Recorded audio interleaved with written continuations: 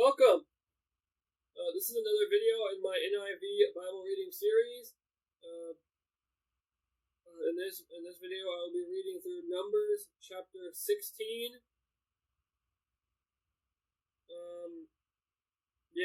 Let's just get into it.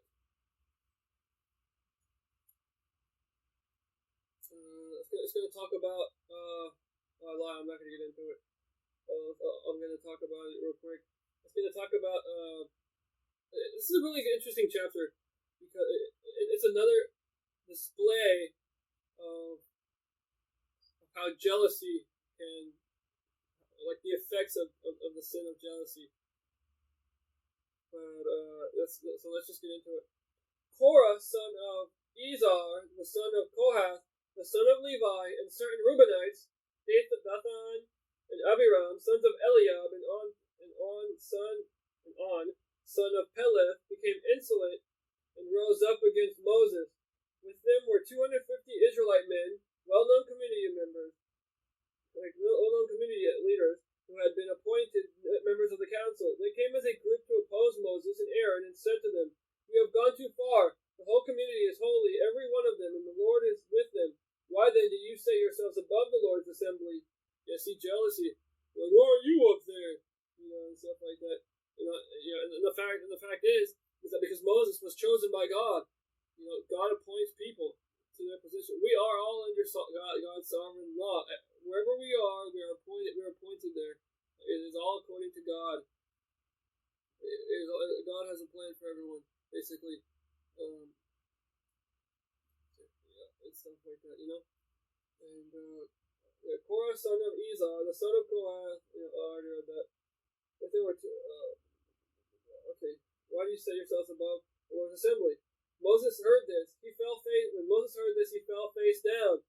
Then he said to Korah and all his followers, "In the morning the Lord will show who belongs to him and who is holy, and he will have that person come near him.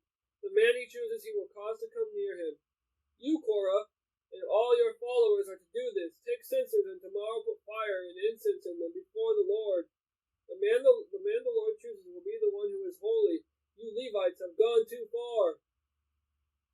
Moses also said to Korah, "Now listen, you Levites, isn't it enough for you that the God of Israel has separated you from the rest of the Israelite community and brought you near himself to do the work at the Lord's tabernacle and to stand before the community and minister to them? He has brought you and all your fellow Levites near himself, but now you are trying to get the priesthood too. It is against the Lord." I guess you could add greed into this. "It is against the Lord that you and all your followers have banded together, who is Aaron, that you should grumble against him." Then Moses summoned Dathan and Abiram, the sons of Eliab, but they said, "We will not come. Isn't it enough that you have brought us up out of a land flowing with milk and honey to kill us in the desert? And now you also want to lord it over us? Moreover, you haven't brought us into a land flowing with milk and honey, or given us an inheritance of fields and vineyards. Would you gouge out the eyes of these men? No, we will not come." Then Moses became very angry and said to the Lord, "Do not accept their offering. I have not taken so much as a donkey from them, nor have I wronged any of them." Moses said to Korah, "You and all your followers are to appear before the Lord tomorrow, you and they and Aaron. Each man is to take his censer and put incense in it, 250 censers in all, and present it before the Lord. You and Aaron are to present your censers also." So each man took his censer, put fire and incense in it, and stood with Moses and Aaron at the entrance to the tent of meeting. When Korah had gathered all his followers in opposition to them at the entrance to the tent of meeting, the glory of the Lord appeared to the entire assembly. The Lord said to Moses and Aaron, "Separate yourselves from this assembly, so I can put an end to them at once." But Moses and Aaron fell face down and cried out, "O God, the God of the spirits of all mankind, will you be angry with the entire assembly when only one man sins?" Then the Lord said to Moses, "Say to the assembly, move away from the tents of Korah, Dathan, and Abiram." Moses got up and went to Dathan and Abiram, and the elders of Israel followed him. He warned the assembly, "Move back from the tents of these wicked men. Do not touch anything belonging to them, or you will be swept away because of all their sins." So they moved away from the tents of Korah, Dathan and Abiram. Dathan and Abiram had come out and were standing with their wives, children, and little ones at the entrances to their tents. Then Moses said, "This is how you will know that the Lord has sent me to do all these things, and that it was not my idea. If these men die a natural death and experience only what usually happens to men, then the Lord has not sent me. But if the Lord brings out about something totally new, and the earth opens its mouth and swallows them with everything that belongs to them, and they go down alive into the grave, then you will know that these men have treated the Lord with contempt." As soon as he finished saying all this, the ground under them split apart, and the earth opened its mouth and swallowed them with their households and all Korah's men and all their possessions. They went down alive into the grave with everything they owned. The earth closed over them, and they perished and were gone from the community. At their cries, all the Israelites around them fled, shouting, "The earth is going to swallow us too!" And fire came out from the Lord and consumed the 250 men who were offering the incense. The Lord said to Moses, "Tell Eleazar, son of Aaron, the priest, to take the censers out of the smoldering remains and scatter the coals some distance away, for the censers are holy, the censers of the men who sinned at the cost of their lives.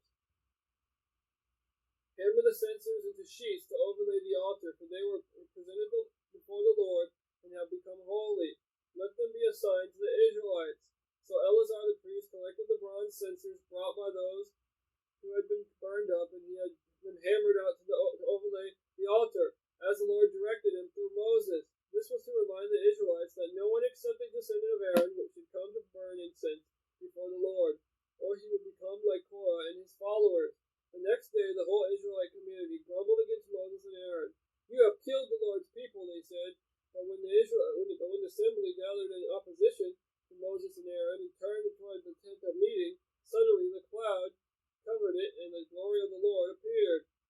Then Moses and Aaron went to the front of the tent of meeting, and the Lord said to Moses, "Get away from this assembly so that I can put an end to them at once." And they fell face down.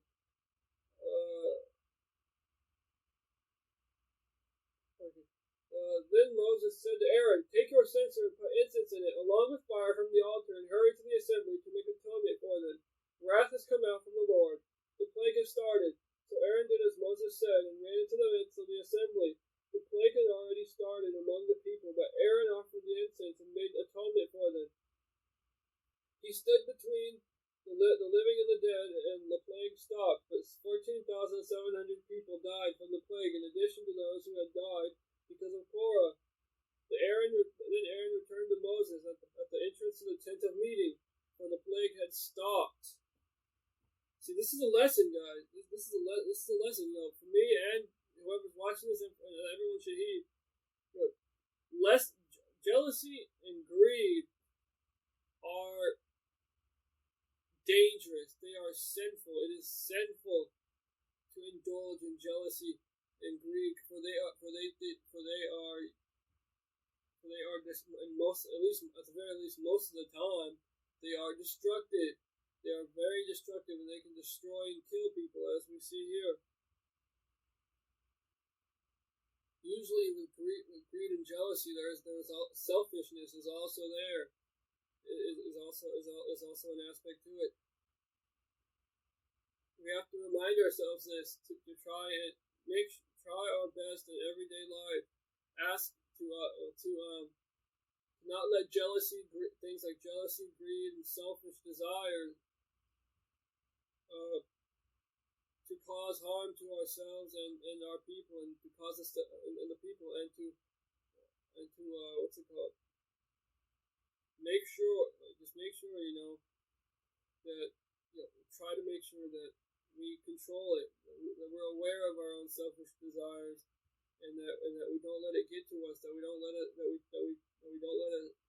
us to massive sin.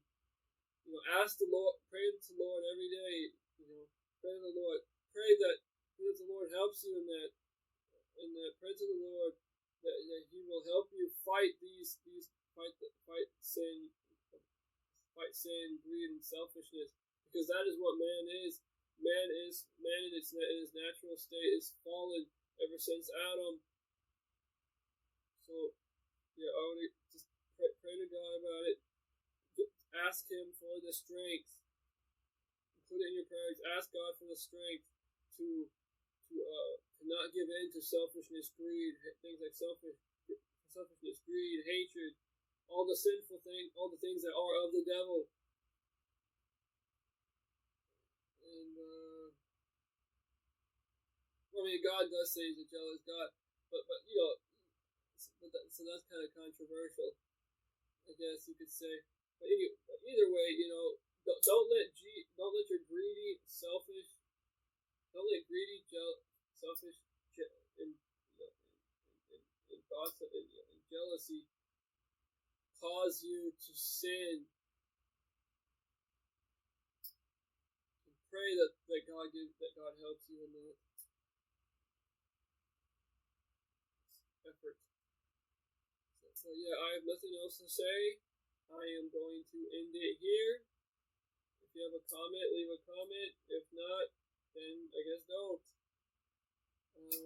Feel free to check out any of the people I listen to the descriptions. Jonathan Cahn, Isaiah Salvidar, Grace Family Baptist Church channel,